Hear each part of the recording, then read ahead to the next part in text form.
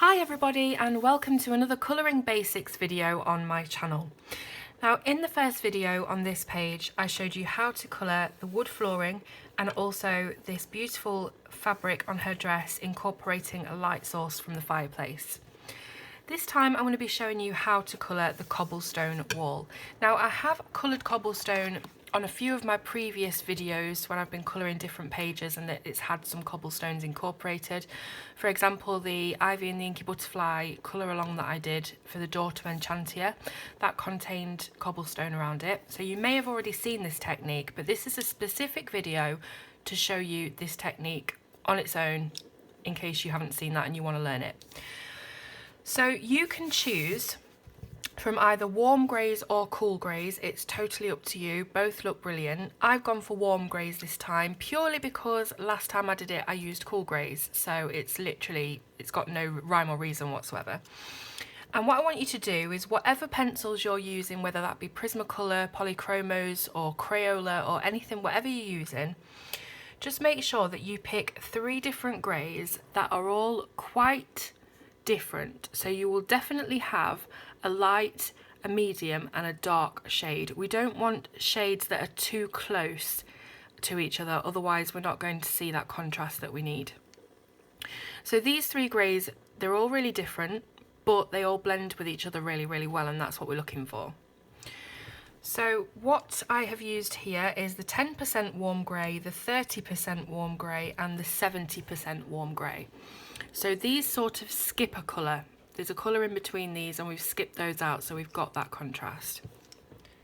So I'm going to zoom in now on the cobbles and we'll start up here from this corner. Now there's a couple of ways that you can actually do this, and I'm going to show you both ways, and you can use a mixture of those 2 ways on the same page, or you can use one of them on their own and another on their own, whichever. But the first way and the usual way that I do this is to take the darkest colour, which in my case is 70% warm grey, and completely outline the square sort of oval shape of each brick, of each stone. So you'll end up not with a completely square line, it will have a curve to it. And that's really important because we do want to show that it is curved and it has, you know, it's sort of rocky and it's not just completely smooth and perfect.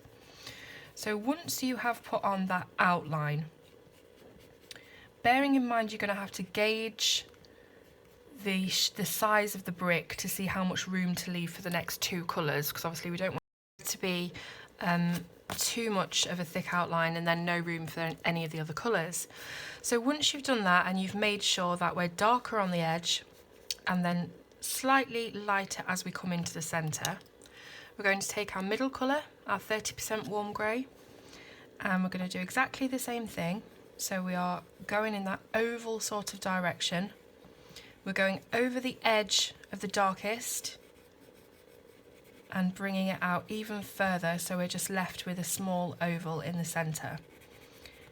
And you can use this shade to actually blend out the darkest shade a little bit, so it's not so harsh looking.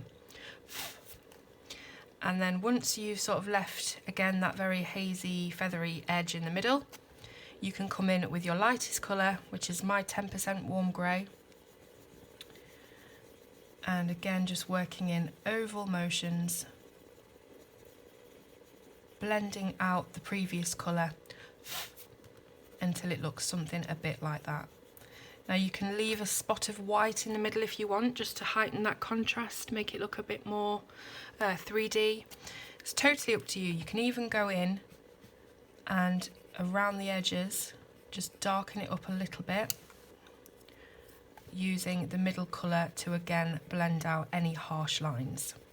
So that is the first trick of how to do a cobblestone, and when you duplicated it and replicated it all over the page, it honestly looks incredible. So you can do it that way, or you can do it this way. So you can use one colour. I'm going to start with the darkest one, and you can sort of go from one of the corners like this, in this sort of rainbow shape, like a curved shape, and start really darkly with more pressure at one side And still keeping that curving motion, just get lighter and lighter as you go towards the edge of the brick. You can do that, and that's basically a one colour blend because you're blending it out into the white of the paper. Now next to that you would do another colour with exactly the same technique. So this is the middle colour that I'm using now.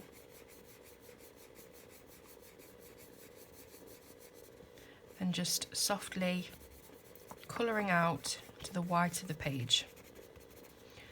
So you're getting a very different look to the previous one. This is a more rough, very sort of what you'd imagine stone, the texture to be like, whereas this is a lot smoother, but it does pop out of the page more. So honestly, it just depends on what kind of look you want your cobblestones to have. You can have this very rough texture, or you can have the smoother sort of 3D look. But you would again just go around sort of dotting different colours in different places, not doing them all the same colour all together. And just carry on doing that until you filled up the whole thing. So it's totally up to you. I prefer this version, which is what I always use when I'm colouring cobblestones.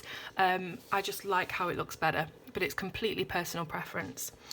So what I'm going to do now is a speed up of me colouring all of these cobblestones so that you can see what the finished product looks like, and I will come back to you then.